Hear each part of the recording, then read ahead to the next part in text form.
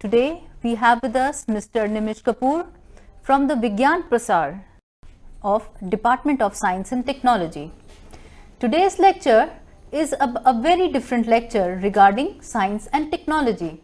What has been the policy, what has been the driving force for India to have a policy regarding science and technology?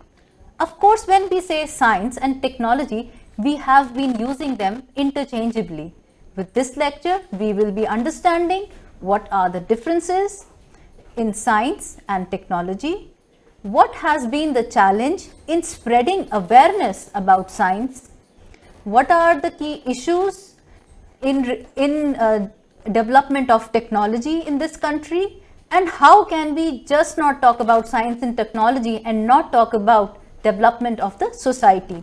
So today's lecture is one of the gems of lectures of Mr. Nimish Kapoor, and we'll move on to Mr. Nimish Kapoor to start with his talk. Thank you, नमस्कार। जैसा आपने बताया, doctor उन्नति ने बताया, आज हम बात करेंगे साइंस टेक्नोलॉजी फॉर डेवलपमेंट। देश में पॉलिसी लेवल पर क्या काम हो रहा है साइंस एंड टेक्नोलॉजी में।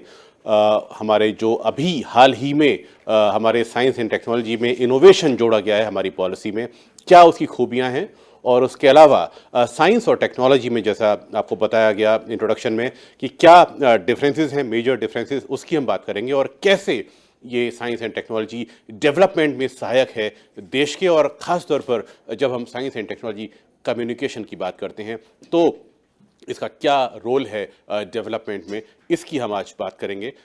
सबसे पहले हम बात करेंगे national policy statements on science and technology, जो बहुत महत्वपूर्ण एक पॉलिसी है जिससे देश की साइंस एंड टेक्नोलॉजी के प्रोग्राम्स चलाए जा रहे हैं। साइंस पॉलिसी रेजोल्यूशन ये 1958 में देश में सबसे पहले पारित हुआ। साइंस मैनकाइंड्स ग्रेटेस्ट एंटरप्राइज टुडे, इसमें क्या खास पॉइंट्स हैं ये हम आपको बताएंगे। साइंस पॉलिसी रेजोल्यूशन में 1958 में science has altered not only material environment but given new tools of thought and extended man's mental horizon. It has given civilization a new vitality and dynamism. Intense cultivation of science and its application has given to common man unprecedented standards of living. Scientific approach and method has provided basis of a welfare state. जी हाँ, इस resolution में बहुत स्पष्ट तौर पे 1958 में ये कहा गया कि वेलफेयर के लिए, किसी भी राज्य के वेलफेयर के लिए साइंटिफिक अप्रोच और मेथड की बहुत आवश्यकता होती है। Intense cultivation of science and its application has given to common man unprecedented standards of living. Science and technology के जो एप्लीकेशन हैं वो एक मानकीकृत जीवन शैली के लिए, एक आम आदमी के लिए आवश्यक हैं, जो दिए जाने ज़रूरी हैं। Science has altered not only material environment but given new tools of thought and extended man's mental horizon. It has given civilization a new vitality and dynamism. तो ये बहुत खूबसूरत तरीके से ये पॉलिसी रिजोल्यूशन पेश किया गया 1958 में। इसमें और क्या खास बातें थी ये भी जानते चलें। Pace of scientific developments increasing. India should put utmost effort in bridging the gap. Technology key of national prosperity. एक जो हमारा राष्ट्र की समृद्धि की बात होती है उसके लिए टेक्नोलॉजी को एक यहाँ पर की के तौर पे, एक मुख्य तौर पे उसकी सिफारिश की गई। Technology the most important factor, more important than material and capital, यानी जो हमारा मूलभूत इंफ्रास्ट्रक्चर है, जो कैपिटल देश का है, उससे भी ज़्यादा अहमियत टेक्नोलॉजी को दी जा रही है। आप देखें कितना एक ये फोर्स इस टेक्नोलॉजी में है, जो हम आगे की स्लाइड्स में चर्चा करेंगे, और कैसे ये टेक्नोलॉजी हमारे देश के डेवलपमेंट में सहायक हो रही है। Science policy aims at inter alia cultivation of science and scientific research, encouraging initiative, discovery, academic freedom, securing benefits of scientific knowledge for all people. देश में लोगों के लिए वैज्ञानिक ज्ञान की सिक्योरिटी, उसकी संरक्षा के लिए उसके लाभ लोगों तक पहुँचें, इस दिशा में ये साइंस पॉलिसी रेजोल्यूशन 1958 बात करता है। और ये कहता है कि cultivation of science and scientific research, encouraging initiative, discovery, academic freedom की ये बात करता है जो हमारा अकादमिक स्वायत्तता है उसकी ये बात करता है और डिस्कवरी की बात करता है, उसको इनकरेजमेंट की बात करता है। इसके अलावा इसके बाद साइंस पॉलिसी रिजोल्यूशन 1958 के बाद टेक्नोलॉजी पॉलिसी स्टेटमेंट 1983 का विशेष रूप से यहाँ हम उल्लेख करेंगे आपके लिए। ये क्या कहता है? Technology policy statement 1983 technological self reliance यानी प्रौद्योगिकी आत्मनिर्भरता की ये बात करता है। Resist imposition of technology from outside, obsolete or unrelated to our specific requirements. Technology must impact on lives of ordinary citizens. Considerations in choice of technology, indigenous development, international competitiveness. Technology advancement seen as a social and political tool, economic context, though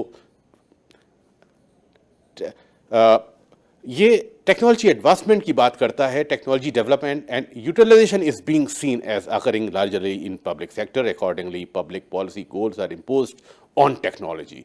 तो सबसे बड़ी चीज़ है जो technology self reliance की बात है, एक आत्मनिर्भरता की बात टेक्नोलॉजी हमारी सोसाइटी को देती है। Technology must impact on lifes of ordinary citizens, जो हमारे आम आदमी हैं, आम नागरिक है, उसके जीवन को ये प्रभावित करती है हमारी technology. Consideration in choice of technology, indigenous development और इंटरनेशनल कॉम्पिटिटिवनेस की बात करती है। एस&टी पॉलिसी 2003 में जो आई उसको जो खास बिंदु हैं, ये इसलिए जानना आवश्यक है कि हम जो साइंस एंड टेक्नोलॉजी की बात देश में कर रहे हैं, उसके साइंस टेक्नोलॉजी से जो डेवलपमेंट हो रहे हैं उसकी हम जो बात कर रहे हैं उसमें उसके पीछे क्या विजन है, क्या पॉलिसी है देश में, क्या नीतियां हैं, ये जानना बहुत आवश्यक है। अगर आप साइंस और टेक्नोलॉजी के स्टूडेंट हैं, किसी भी स्ट्रीम में आप पढ़ाई कर रहे हैं, यूजी या पीजी लेवल में, आपका ये हक है उसको जानना कि आपके देश में कौन सी साइंस पॉलिसी काम कर रही है। 2003 की हम बात करेंगे science and technology policy resolution और स्टेटमेंट के बाद जो 2003 में साइंस एंड टेक्नोलॉजी पॉलिसी आई, उसमें क्या खास बातें हैं? Note of growing satisfaction with the S&T infrastructure and technological achievements. Science and technology becoming more complex, requiring large resources, multidisciplinary and multi-institutional and multi-country participation. It is no longer an individual's enterprise, it is big corporate effort. आप देखें science technology को और ज़्यादा complex बनाने की इसमें बात की गई है। रिक्वायरिंग लार्ज रिसोर्सेज, बहुत वृहत इसमें संसाधन मुहैया कराए जाएं। इसमें बहुत मल्टी डिसिप्लिनरी, इसको किसी एक डिसिप्लिन में ना बांधा जाए, ये multi disciplinary science and technology का डेवलपमेंट देश में होना चाहिए। मल्टी इंस्टीट्यूशनल की बात की गई है, जो हमेशा प्रोफेसर इकबाल भी कहते हैं कि हम इंस्टीट्यूशंस को साथ लेके चलें, हम हिस्ट्री में साइंस की बात करें और साइंस की हिस्ट्री की बात करें। तो जो सब्जेक्ट हैं वो अलग नहीं हैं, एक दूसरे से जुड़े हुए हैं, और यही इस पॉलिसी की बहुत शानदार बात है, जो एक मल्टी डिसिप्लिनरी अप्रोच साइंस और टेक्नोलॉजी को के साथ उस डेवलपमेंट की बात की गई है कि हम ककून में बंद ना हो, हम साइंस के बीच दीवारें ना खड़ी करें, हम बायोटेक्नोलॉजी और नैनो केमिस्ट्री और नैनो टेक्नोलॉजी के साथ में अगर हम हिस्ट्री की बात कर रहे हैं तो हिस्ट्री में क्या साइंस दर्ज है उसकी भी बात करें, और हम क्या विज्ञान का इतिहास है, क्या साइंस की हिस्ट्री है, इसकी भी बात करें। बहुत खूबसूरती से इस पॉलिसी में इस बात को दिखाया गया है। मल्टी कंट्री पार्टिसिपेशन, बहुत देशों के संग उनकी पार्टिसिपेशन को हम इंश्योर करें, ये बात इस पॉलिसी में कही गई है। It is no longer an individuals enterprise, it is a big corporate effort. एक कॉर्पोरेट एफर्ट के तौर पे S&T का डेवलपमेंट की बात की गई है। Knowledge as a resource of economic growth and power, frontly recognised, and therefore the IPR issues come centre stage. जो इंटेलेक्चुअल प्रॉपर्टी राइट के इश्यूज हैं उनको सामने लाने की बात की गई है, और नॉलेज को जो खास तौर पे साइंस की नॉलेज है उसको इकोनॉमिक ग्रोथ से जोड़ने की बात की गई है। और आज हम कुछ टच करेंगे, हम जब बात करते हैं डेवलपमेंट की, साइंस एंड टेक्नोलॉजी से जो डेवलपमेंट हो रहा है उसमें हम ये ज़रूर बात करेंगे कि इकोनॉमिक रिफॉर्म्स और हमारा जो इकोनॉमिक नॉलेज बेस्ड इकोनॉमी है उसकी हम बात करेंगे जब हम साइंस टेक्नोलॉजी पॉलिसी की बात कर रहे हैं। Knowledge as a source of economic growth and power frontally recognized, and therefore the IPR issues come center stage. From an earlier view of science being property of entire humankind, now global view of IPR is accepted. The previous concerns of S&T benefiting the common man and environmental concerns repeated, but new emphasis on creating wealth and global competitiveness की बात भी इस policy में की गई है। तो बहुत बेहतरीन और इसके खास ऑब्जेक्टिव क्या हैं जो हमारा साइंस एंड टेक्नोलॉजी पॉलिसी 2003 में आई है, जो बहुत लंबे समय तक और आज भी हम इसको फॉलो कर रहे हैं। हालांकि अब एक इसमें इनोवेशन भी जोड़ दिया गया है, जिसकी बात हम आगे की स्लाइड्स में करेंगे। बहरहाल फिलहाल हम बात करते हैं एसएनटी पॉलिसी 2003 के ऑब्जेक्टिव क्या थे। To advance scientific temper, emerge as a progressive and enlightened society, enable people to participate and application for human welfare। ये बहुत इंपॉर्टेंट पॉइंट है। और अगर आप लर्नर हैं, यूजी पीजी में पढ़ाई कर रहे हैं, अगर आप टीचर हैं, आपको ये नोट कर लेना चाहिए point, to advance scientific temper. Scientific temper यानी साइंटिफिक एटीट्यूड, हमारे सोचने में क्या वैज्ञानिकता है। आप ये भी नोट कर लें कि साइंटिफिक टेम्पर का तात्पर्य कोई मतलब साइंस टेक्नोलॉजी से नहीं है। साइंटिफिक टेम्पर हमारी सोच को दर्शाता है, वो ऐसी सोच जो हम आज भी जो दकियानूसी सोच को फॉलो करते हैं, काली बिल्ली के रास्ता काट जाने पर हम रुक जाते हैं या अपना रास्ता बदल लेते हैं, वो सोच को हमें बदलना है इस साइंटिफिक टेम्पर के साथ। जो पंडित नेहरू ने हमें साइंटिफिक टेम्पर का ये जुमला दिया, जिसकी हम बात आगे करेंगे, इसकी वकालत 2003 में एसएनटी पॉलिसी में की गई है। Emerge as a progressive and enlightened society. हम अपनी सोसाइटी को कैसे एनलाइटन कर पाएंगे साइंटिफिक टेम्पर के थ्रू, इसकी बात की गई है। Enable people to participate and application for human welfare. हम जन भागीदारी, हम पब्लिक पार्टिसिपेशन की बात करते हैं, साइंस टेक्नोलॉजी के डेवलपमेंट के लिए बहुत ज़रूरी है। और एप्लीकेशन फॉर ह्यूमन वेलफेयर, हम जो भी साइंस में करते हैं वो ह्यूमन वेलफेयर के लिए होता है, और उसकी एप्लीकेशंस किस तरह से हम इनके ज़रिए अपनी सोसाइटी में साइंटिफिक टेम्पर को बढ़ा सकते हैं। बहुत करीने से, कायदे से बात हमारे एसएनटी पॉलिसी 2003 में कही गई है। To ensure food, agriculture, nutritional, environmental, water, health and energy security. बहुत आवश्यक बात, हम ऊर्जा की बात करते हैं, हम स्वास्थ्य की बात करते हैं, हम वाटर की बात करते हैं, हम पर्यावरण की बात करते हैं, हम पोषण की, न्यूट्रिशनल वैल्यूज़ की बात करते हैं, हम भोजन और कृषि की बात करते हैं, उनकी सिक्योरिटी की इसमें बात की गई है। हिंदुस्तान में बहुत सारे प्रयास हो रहे हैं कि हम कैसे अपने ऊर्जा के क्षेत्र में आत्मनिर्भर बने, हम कृषि, हम पोषण और इन्वायरमेंट के क्षेत्र में आत्मनिर्भर बने। बहुत सारे चैलेंजेस हैं। न्यूट्रिशन फॉर ऑल की बात की जा रही है, और इसके लिए बहुत सारे देश में प्रयास भी हो रहे हैं। और अभी आपने देखा कि किस तरह से पल्स पोलियो अभियान ने 100% उसमें सक्सेस पाई है। और इस तरह के बहुत सारे और भी चीज़ें हैं, वो चाहे एड्स से लड़ाई की बात हो, ट्यूबरकुलोसिस के खात्मे की बात हो, और मलेरिया और जो चिकनगुनिया और डेंगू की बात हो रही है, इससे हम जो चैलेंजेस सामने आए हैं इसकी बात हो, तो बहुत सारी बातें हैं जो हमारी साइंस एंड टेक्नोलॉजी पॉलिसीज़, हमारे ministry of science and technology अलग अलग मिनिस्ट्रीज़ के संग कोलैबोरेशन करके इन एम्स को पूरा करने का प्रयास कर रहे हैं। Elevation of poverty, enhancing livelihood security, reduction of regional and rural urban imbalances and generation of employment. जो आज की सरकार भी बात कर रही है कि किस तरह से हिंदुस्तान को, भारत को इंडिया से जोड़ा जाए, जो रूरल अर्बन डिवाइड है उसको ख़त्म किया जाए, और उसके लिए जो साइबर नेटवर्क देश में बिछाया जा रहा है डिजिटल इंडिया के तहत, वो भी इस पॉलिसी में टच हो रही है बात, जो रूरल अर्बन इम्बैलेंसेस को ख़त्म करने की बात है। Reduction of regional and rural urban जो हमारे डिफरेंसेस हैं, और इन्हांसिंग लिवलीहुड सिक्योरिटी, जो उनका हमारा लोगों का जीवन है उसकी सुरक्षा में बढ़ोतरी कैसे की जाए, और किस तरह से गरीबी को, पॉवर्टी को ख़त्म किया जाए, और एम्प्लॉयमेंट जनरेशन, रोज़गारों को बढ़ाया जाए। ये बात साइंस टेक्नोलॉजी पॉलिसी 2003 के ऑब्जेक्टिव्स में कही गई है, जिस पर आज देश में काम किया जा रहा है। To vigorously foster scientific research, attract the brightest to careers in science and technology, also centers of excellence in selected areas of the highest international standards।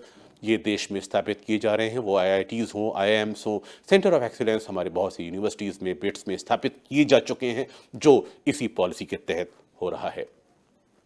SNT policy 2003 के कुछ और ऑब्जेक्टिव्स पर भी हम नजर डालेंगे। To promote empowerment of women in S and T activities and their full and equal participation. बहुत लंबे समय से बहस का मुद्दा रहा है। हिंदुस्तान में साइंस की प्रयोगशालाओं में महिलाओं की भागीदारी कम होती है, लेकिन ये बात अब गलत साबित हो रही है और आगे हमारे आने वाले जो समय में महिलाओं के बहुत अच्छी भागीदारी नज़र आ रही है और इसमें देश पूरी तरह से आगे काम कर रहा है। To provide necessary autonomy and freedom for all academic and R&D institutions while ensuring social responsibilities and commitments, हमारे R&D इंस्टीट्यूशंस को एक ऑटोनॉमी दी गई है, उनको एकेडमिक फ्रीडम दिया गया है आगे बढ़ने के लिए और वो इस पे अच्छा से अच्छा काम देश में कर रहे हैं।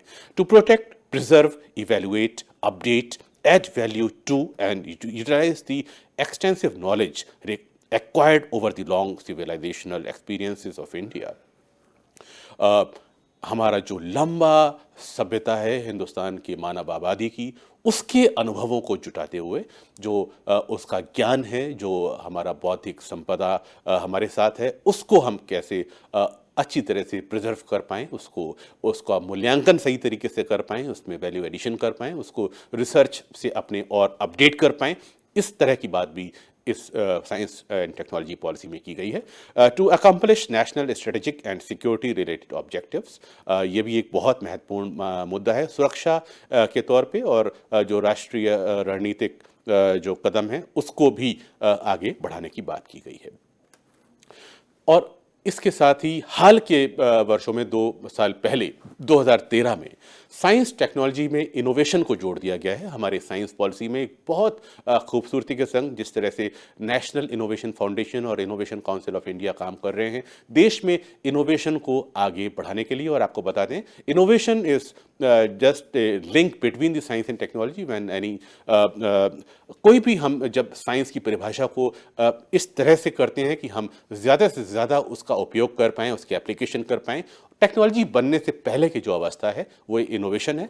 तो अब हमारे पॉलिसी में साइंस, टेक्नोलॉजी और इनोवेशन को शामिल किया गया है। इनोवेशन को 2013 में शामिल किया गया है।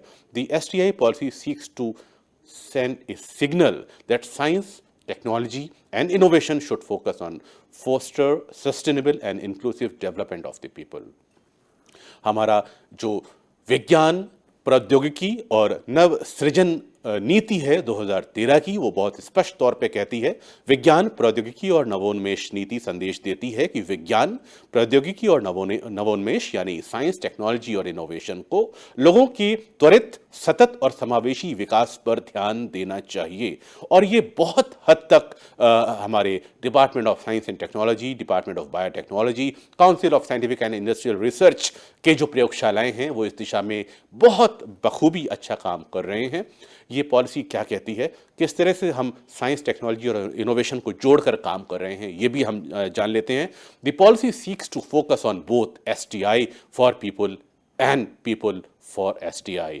जी हाँ, लोगों के लिए साइंस, टेक्नोलॉजी और इनोवेशन के किस तरह आवश्यक है उस पर भी एक फोकस है ये पॉलिसी, और किस तरह से STI के लिए लोग अपेक्षित हैं उस पर भी ये पॉलिसी केंद्रित है। और एक बहुत बड़ा नेटवर्क देश में बनाया गया है, it is called honey bee network, national innovation foundation Ahmedabad के प्रयासों से, जिसमें देश के हज़ारों लाखों ग्रास रूट इनोवेटर्स को जोड़ा गया है, जो न केवल ग्रास रूट लेवल पर कम पैसे में हमारे भारत में और हिंदुस्तान में काम कर रहे हैं, उसको कोशिश की जा रही है कि इंडिया से जोड़ा जाए, साइंस टेक्नोलॉजी से जोड़ा जाए और उन प्रयोगशालाओं तक उनके इनोवेशन को पहुंचाया जाए जहां उनका इनोवेशन टेक्नोलॉजी का रूप ले सके और उसको मार्केट तक पहुंचाया जाए ताकि उनका भी एक जीविकोपार्जन हो सके उन इनोवेटर्स का। तो उस तरह से आप देखें, जो हमारी STI पॉलिसी की खूबसूरती है, जो यही कहती है कि हम साइंस, टेक्नोलॉजी और इनोवेशन को लोगों तक पहुँचाएँ और सही लोगों को भी साइंस, टेक्नोलॉजी और इनोवेशन तक पहुंचाएं, यानी दो तरफा संचार की बात करती है ये policy. It aims to bring all the benefits of science, technology and innovation to the national development. जो राष्ट्र के विकास की बात है, जो साइंस, टेक्नोलॉजी और इनोवेशन से हो सकता है, उसके क्या लाभ देश को मिल सकते हैं, अधिकतम लाभों को ये सुनिश्चित करती है। इस पॉलिसी का मकसद यही है। The policy also seeks to trigger an ecosystem for innovative abilities to flourish by leveraging the partnerships among diverse stakeholders and by encouraging and facilitating enterprises to invest in innovations. Innovations में हमारा जो entrepreneurship है उसको ये invite कर रही है, यानी एक ऐसे प्लेटफॉर्म देश में बनाए जा रहे हैं जिस प्लेटफॉर्म में साइंस भी है, रिसर्चर्स भी है, साइंटिस्ट भी है, इनोवेशन भी है, किसान भी है, उद्यमशीलता भी है, एंटरप्रेन्योरशिप भी है। और उस प्लेटफॉर्म पे हम बात कर रहे हैं एसटीआई पॉलिसी, जहां पर हमारे सारे स्टेक होल्डर्स का फायदा हो और अल्टीमेटली जो साइंस टेक्नोलॉजी के एफर्ट्स हैं, रिसर्च है, उसका फायदा, इनोवेशंस का फायदा एंटरप्रेन्योर्स को भी हो, आम किसानों को भी हो, उससे जुड़े हर एक स्टेक होल्डर्स को हो और अल्टीमेटली वो फायदा देश तक पहुंचे। ये उस पॉलिसी की खूबसूरती है। की फीचर्स क्या हैं इस पॉलिसी के? साइंस टेक्नोलॉजी इनोवेशन पॉलिसी 2013 के क्या खास पॉइंट हैं, उसकी भी हम बात करेंगे। अगेन जो हमारी 2003 की पॉलिसी कहती थी साइंटिफिक टेम्पर की बात, इस पॉलिसी में भी की गई है। Promoting the spread of scientific temper amongst all section of society. ये बहुत ज़रूरी मुद्दा है। शायद ही कोई ऐसा दिन हो आप टीवी मीडिया में या अपने प्रिंट अखबार में कोई ऐसा समाचार ना पढ़ते हो जो अवैज्ञानिक सोच पर आधारित हो। जिनेवा में लार्ज हेड्रोन कोलाइडर का महामशीन का महाप्रयोग शुरू हुआ। बहुत सारी बेबुनियाद खबरें अखबारों में प्रकाशित हुई। यह भी खबर प्रकाशित हुई कि ब्लैक होल बनेगा और दुनिया खत्म हो जाएगी। इस तरह की बेबुनियाद खबर को पढ़ के एक 16 साल की बच्ची ने सल्फास खा लिया। यह अपने आप में बहुत जरूरी है कि हम अपने लोगों में, अपने स्टेक होल्डर्स में साइंटिफिक टेम्पर को प्रमोट करें। आप चाहे साइंस के स्टूडेंट हैं या किसी और विषय के स्टूडेंट हैं, आप टीचर हैं, फैकल्टी मेंबर हैं, आप कुछ भी कर रहे हैं, अगर आप हमारा ये प्रोग्राम सुन रहे हैं तो हमारी गुजारिश है, साइंस टेक्नोलॉजी इनोवेशन पॉलिसी देश की जो नीति कहती है उसके जानिब से मैं आपको बताना चाहूँगा कि साइंटिफिक टेम्पर को के प्रमोशन की बात देश में की गई है और ये हमारा कॉन्स्टिट्यूशनल ड्यूटी भी है, नैतिक संवैधानिक दायित्व भी है। इसको हम अनदेखा नहीं कर सकते और ना ही कोई हमारे ऊपर क्वेश्चन कर सकता है कि हम साइंटिफिक टेम्पर की पैरवी क्यों कर रहे हैं। It is our constitutional right. जी हाँ, ये बहुत आवश्यक है कि हमारे जो पुराने दकियानूसी विचार हैं उनसे हम निजात पाएं, उनको हम अलग फेंक दें और साइंस की जो रोशनी आ रही है उससे हम अपने लोगों की सोच में बदलाव लाएं ताकि जो वो डिसीजन ले रहे हैं, उनकी डिसीजन मेकिंग है, वो बदले, उनमें ज्ञान उनका बढ़े, उनकी नॉलेज बढ़े, उनका सोचने समझने का तरीका बढ़े और उनके निर्णय लेने की क्षमता बढ़े। यानी अंततः हम बात कर रहे हैं उनके बिहेवियर में चेंज की, उनके व्यवहार में बदलाव आए। तो साइंटिफिक टेम्पर ये चीज़ कर सकता है। कैसे, उसकी बात हम आगे करेंगे। Enhancing skills for applications of science among the young from all social sectors। हमारे जो भी सामाजिक सेक्टर्स हैं उसमें स्किल डेवलपमेंट की बात की गई है और आज स्किल डेवलपमेंट के लिए एक मंत्रालय का गठन भी किया जा चुका है। देखिए आप कितनी खूबसूरती से देश हमारे साइंस टेक्नोलॉजी इनोवेशन पॉलिसी पर काम करके आगे बढ़ रहा है। Making careers in science, research and innovation attractive enough for talented and bright minds। जो हमारा टैलेंटेड माइंड है, बहुत सारी योजनाएं हैं। इंस्पायर स्कीम है देश के पास, किशोर वैज्ञानिक प्रोत्साहन योजना है जिसके तहत हमारा जो यंग टैलेंट है, बच्चे हैं, उनको आगे बढ़ाया जा रहा है। स्कॉलरशिप्स दी जा रही हैं पढ़ाई के लिए, विदेशों में उनको भेजा जा रहा है पढ़ने के लिए। तो बहुत सारे करियर बेस्ड इनिशिएटिव हैं जो department of science and technology ने लिए हैं इस पॉलिसी के अंतर्गत।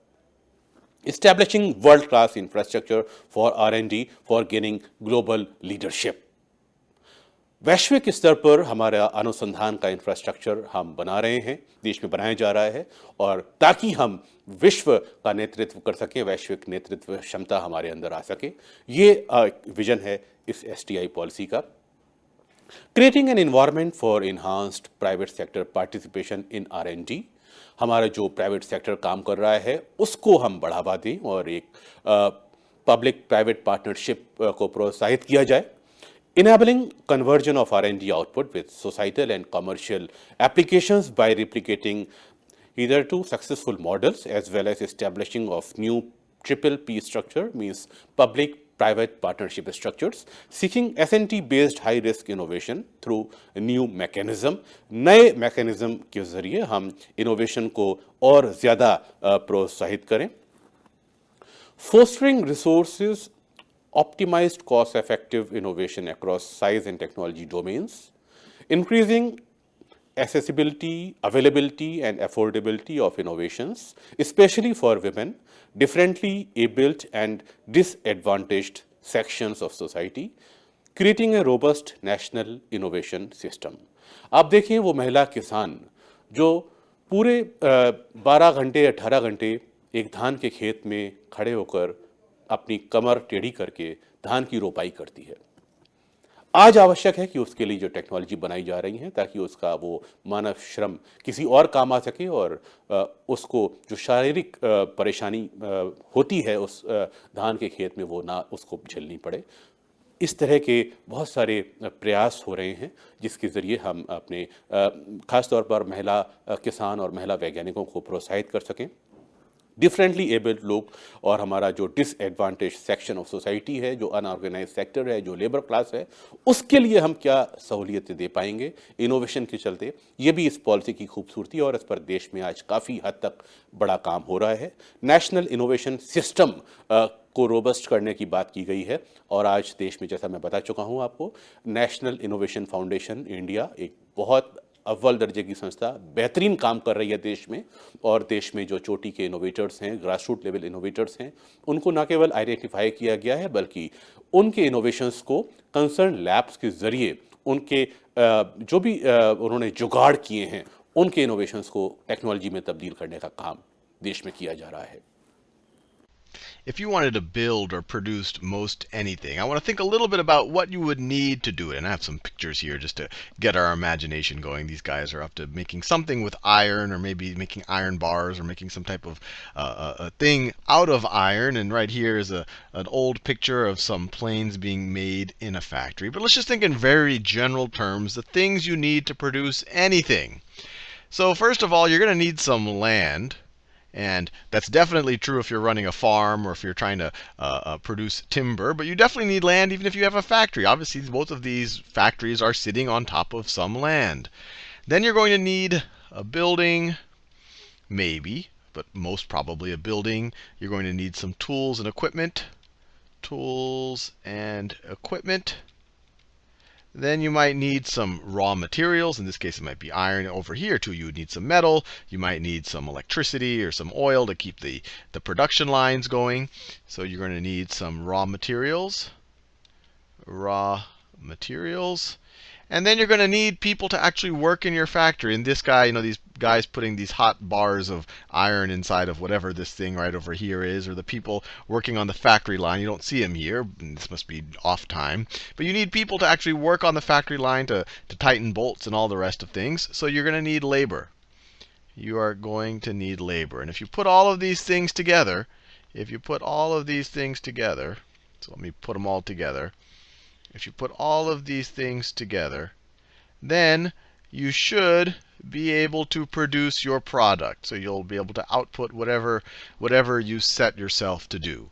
So in the classical sense, when you think about all of these different things that you might put into production, sometimes they're referred to as the factors of production, they separate out, and this is in the classical sense, they separate out building and the tools and equipment as one of the classes. So you have land, you have labor, and you have buildings, and sometimes, just to throw it in there, sometimes you'll throw in management or organization in here. Someone needs to figure out how to lay out all of this type of thing. So this could also be a factor of production. But buildings and tools and equipment, they're kind of separated out from everything else.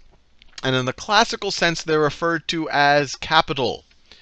They are referred to as capital. And they kind of have this separate distinction because these are things that are made by human beings for the specific purpose of producing other things. So obviously there are other things that are made by human beings. For example, you could have a, well, let me think of something that's nicely, so a hat. A hat is clearly made by a human being. But it's not made to, it's not produced to produce other things. It's meant for fashion. It's meant to kind of improve someone's quality of life. But it's not made to make other things. In this case, the building and the tools, the whole reason why they were made is to make other things. And so in the classical sense, they are referred to as capital. Now, if we go to kind of more modern times, you'll hear words like human capital, or financial capital. And you'll see a lot of different types of capitals that people try to talk about. Human capital or financial capital. So what are they talking about? Because as in the classical sense, capital were things that people made so that those things can help us make other things. So the analogy is human capital isn't just straight up labor. It plays a role in it, but when in modern times, when people talk about human capital, they're trying to make the same analogy. They're kind of investments made in humans so that those humans are better at producing other things. So human capital, when people refer to it, they're things like education, skills,